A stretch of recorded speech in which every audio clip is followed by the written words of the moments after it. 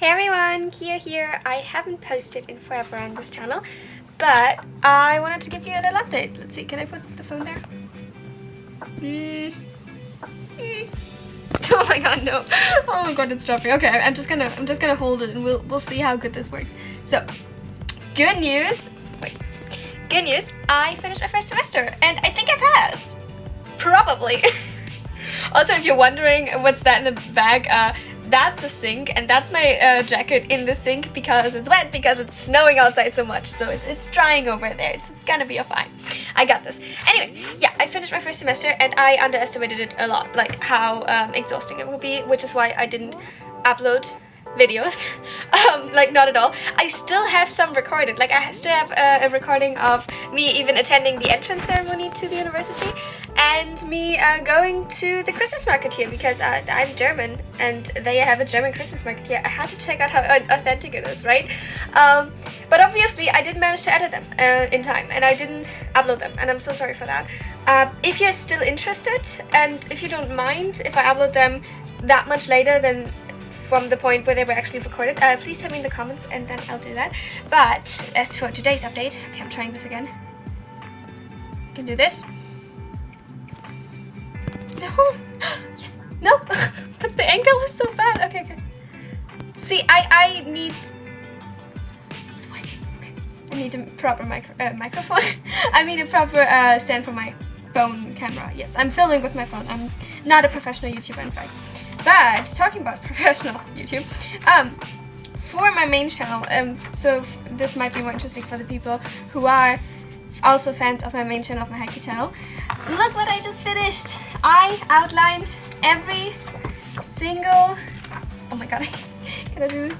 Every single ship for the rebooted, rewritten, redone, call them exas, and hang up challenge, yes.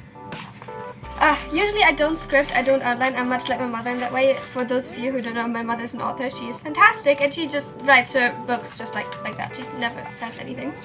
But I haven't written for the non-holy ships in so long because the holy ships have really caught my interest, so to say, that I thought, okay, if I want to integrate this into a greater storyline, because, okay, here's the thing. I essentially transitioned for the non-holy ships from pre-time skip to post-time skip. I used to write a lot of more pre-time skip when I was at an age the characters were in the pre-time skip. And I don't know why. I think it's a comfort thing. I think it's a relatability thing. So when I was still in high school, I wrote about the Haiku characters in high school. Makes sense, right? And now that I'm in college and I'm older, I feel way more comfortable and also way more... like, you can do more with the characters when they're also in college, or even beyond that, like post-time skip with MSBY and everything, because they have way more autonomy. And as a writer, I love characters that have a lot of autonomy, because that means I can get to do a bunch of fun things. So, I'm kind of transitioning for the non-holy ships into that era. And that means I have to restart all the timelines, because I don't have that much post-time skip content yet for the non-holy ships.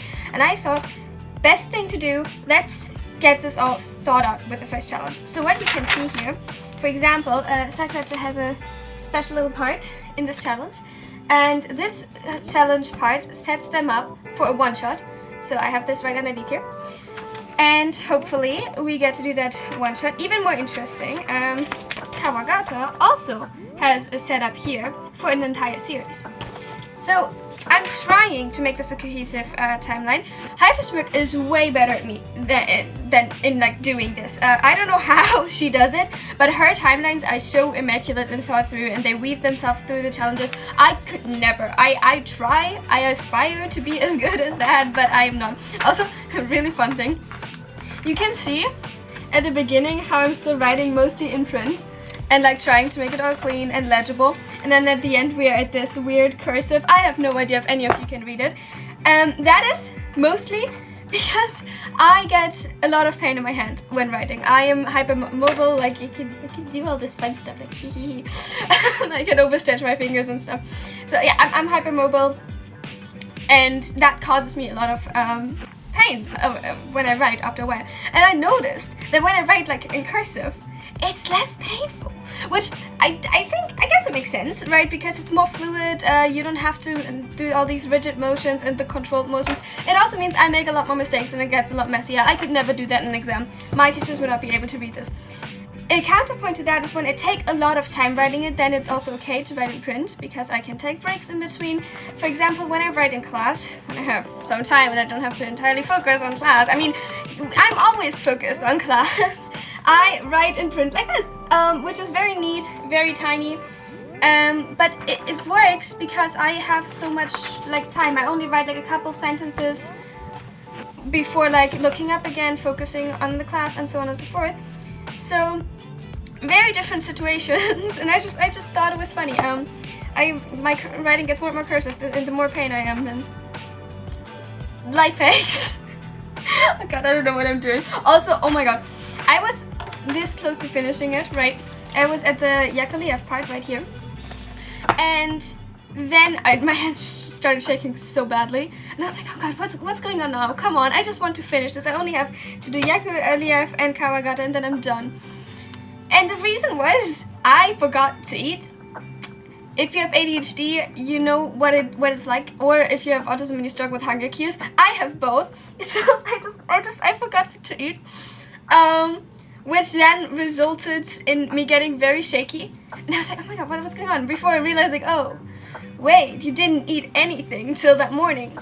Whoopsie. So I had to first go out, get myself food to get my blood sugar up again, and then I could continue writing. But now it's finished. Also, if you're questioning why it's so long, we have on my main channel 23 standard ships for the non-poly ships, and I make an effort to include each and every one in my challenges.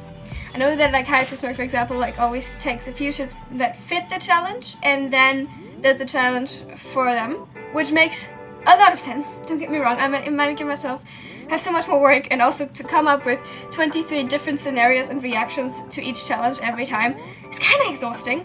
But I also know that everyone likes different ships and has different favorite ships. For some, it's ships that are a lot more rare, and I don't want it to end up like that someone like really hopes for their ship to be included in the challenge and then it's not. Like, maybe it's not a big concern, but I decided I would make myself I would give myself a lot more work. No, I'm kidding. I'm doing this for you guys, and I love doing it. Okay, I love it.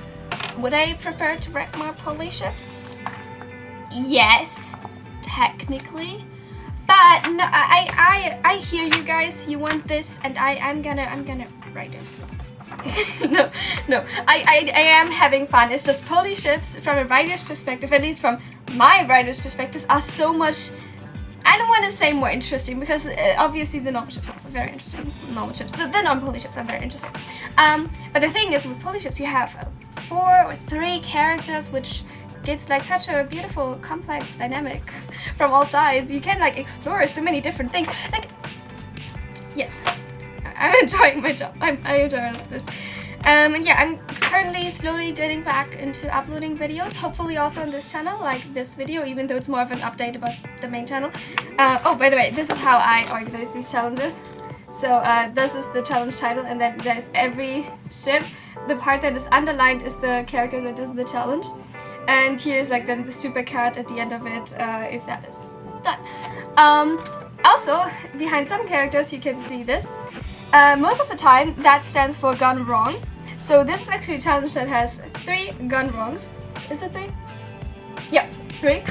And one of which is the Kawagata, which also has an S over it, which means that's the special part. That's the part that comes in the supercut.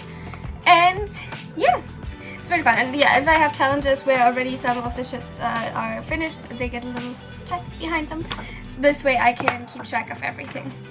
And here I have a page with the ratio. So that shows how many which ship has participated in how many challenges, and which of the characters involved in the ship was has done how many challenges. This gives me a good idea and a good overview if I favor one character too much, which can happen. I have my biases for high characters, and some I like a little bit more. Or what's more crucial in writing for me is whether I can relate to them, because that's easier to write. Like a character that I can relate to and therefore have my own version of in my head and know how they would react to different situations is way easier to write than one that is a bit of a mystery to me. That's, for example, one of the risks, not risks, like one of the things I struggle with characters like Kyoko. I remember, oh my god, I remember, years ago on AO3, I published like a compilation of like one-shots for Haikyuu characters, right? And I remember one person commenting because I said, hey, I take requests, and these are the ships that I do. And honestly, as a writer, I'm very flexible with ships. So there were a lot of ships with various combinations, and Yachi had more possible combinations for which I felt comfortable writing with than Kyoko. And I remember someone commenting just really salty, oh, I bet you're like a 12-year-old girl and that's why you write Yachi, it's a self-insert. And I'm like, my guy, didn't you realize that first of all, most of those ships were gay? So I don't understand where that argument is even coming from. Not to mention that that's a pretty wild comment you get on AO3, right? Like usually the rule on AO3 is don't like to read and don't critique fics, but okay. I wasn't I thought it was so funny. But the main reason is literally that I can relate to Yachi. Like she is this little bundle of anxiety, which I think definitely has ADHD. To be more precise, the often overlooked ADHD you see in AFAB people. I can relate to her, okay? I am a bundle with anxiety who likes design and stuff like that. I can't even talk. But I can't really relate to Kyoko that much, and that's partially because we don't get as much of a character for her, especially in the first couple of seasons. Season 4 has fixed some of that. And at the time, season 4 wasn't out yet, so yeah.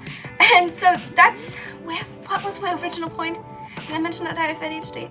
So yeah, that's an issue with some characters, writing them based on relatability. And the ratio, right, that's what where I was going at, is to show me where I have like these gaps in not just content, but also perception, because then I can challenge myself, right? If I notice, for example, I don't know, with Semi Shirabu is a character I struggle to relate to. And if I notice that Semi does a majority of all the challenges and all the content is centered around him, I'm like, oh, I should probably mix that up a little bit and challenge myself to write Shirabu. So yeah, I have the same thing over here for the poly ships and the poly ship challenges, which you can see here. For example, Daisuke Boy, there is a heavy bias towards Aikawa. Whoopsie. I find Aikawa relatable and I like him, so he does a lot of the challenges. Also, that's another thing, like I have to find excuses for some of the other people who are not as prone to do challenges personality-wise and participate in challenges. Again, Hayato Smirk does that fantastically, and I'm still working on that. But yeah, also, these are the poly ships challenges that are still planned out. It's very telling that from all these challenges, they're like probably half of them I have started, but only one of them I have finished. Please don't comment me. My brain does not work chronologically or on just one project at a time. But I'm trying, obviously, to get more organized. Have I tried this about a dozen times before? Maybe. Who's counting? I totally do not have an entire collection of notebooks that I started and never finished. But these ones have the magic, okay? These are new notebooks and they look pretty, so they have the magic. So they will fix my organization issues magically. Yep, that's how it works. How it works, I decided. But so far it's been going great. We'll see if I can actually put all these outlines into actual scripts. I really hope so, because I'm actually excited for the storyline I'm setting up here. But that is to say, these are just outlines. I'm working, like, next step is now that I finished all the outlines, because that means I have a cohesive timeline. As soon as I put all of them to scripts, I will obviously start writing the actual scripts, and until then, definitely what's next on the agenda for the main channel is the final part for Blood Red Hands, and then there is something I want to sprinkle throughout the next couple of weeks. It might take longer, because all these are series or short series that are long enough that they would warrant making a supercut, but they don't have a supercut yet. So I still would have to write bonus parts for all of them, and then you get a couple more supercuts. I hope you are interested in that. And obviously Fox's Bride is also coming to an end with season 2, and that one is now prioritized. So first I want to tie up some loose ends with Blood Red Hands, As Dark as Ink, Injured Foxes, and The Fox's Bride. That won't be the only thing I will be uploading, depending on how much I get done. As I said, I seriously underestimated the first semester and how taxing it would be, and I'm still kind of recovering from all of that. I have been struggling from severe insomnia these past nights. That is not comfortable. Like, literally I was like, okay, now I have a 2-month semester break. That's great. Let's finally get started on working for our YouTube channel again. I'm so excited. Only to then struggle with insomnia and sensory issues and like everything. I'm like, why? I'm finally on break right now. I mean, I struggled with it before during exams too, but back then I could just blame it on the stress. Anyway, my typical approach to these kinds of things is that on Saturday, which is the day I usually upload, and I used to already long before I came to Japan, though for me it's now Sunday 5 a.m. Doesn't matter. On Saturday, at least in my original time zone, I would upload something preferably new or very requested. Something that's either a continuation, a challenge, like a continuation of something extremely popular, a challenge, or something new. A one-shot. Anything like that. Preferably not a continuation of like a very long ongoing series or something that's not as popular. Then on Sunday, if I can manage it, I focus on continuations or supercuts. That is typically the deal. At times I do very well. Sundays will always be for continuations, Saturdays always for new parts, and Fridays for supercuts. And on times I do extremely well and I have so much time and energy I can invest it all into my channel. There will also be Wednesdays where then other fandoms come in, like Percy Jackson or Heaven of Wishes Blessing. As you probably will be able to guess from what I just told you, that is currently not the case. I am definitely trying to get back to 2 videos a week, but I can't promise that yet. I have some finished scripts lined up, as I said, tying up some loose ends and some new script edits, and I'm very excited for that. But we'll see how it goes. That was a very, very long, drawn out, hey, here's an update on my life situation. I hope it was interesting to you. I still love Sapporo. I still love Japan. I'm going to be moving at the 18th. I took a couple of days in between for like the move itself. So that will be a bit stressful again, and in that time period I might again go missing for a while. But I'll be back as soon as possible, and I'm super excited to then show you my new apartment. I know that I completely botched doing a room tour on my student dorm, which again, I'm so sorry, I underestimated the first semester a whole bunch. But for my new apartment where I will be living for presumably up to 4 years, don't worry, you will definitely get a room tour. And I might even let you decide some decorations that should become part of it. And yeah, I'm really, really excited. Thank you for everyone who sticks around on this journey. Again, tell me please if you are still interested in the videos I have recorded but didn't manage to upload in a timely fashion. Or maybe you can just tell me, hey, you know what, the Christmas market video might be not quite fitting now. Just wait till next year Christmas. That's an approach. I take that. I would put a disclaimer in front of the video, probably being like, hey, this was recorded last year. But if you say, hey, no, it's the Christmas mood, wait for the season again, that is a valid approach. So just tell me in the comments. Thank you so much for still being here, and for everybody who watches my main channel as well, and which is probably the only people who stuck around for this long, simply because that was all this is about. I really hope you will be excited for these updates. Bye everyone!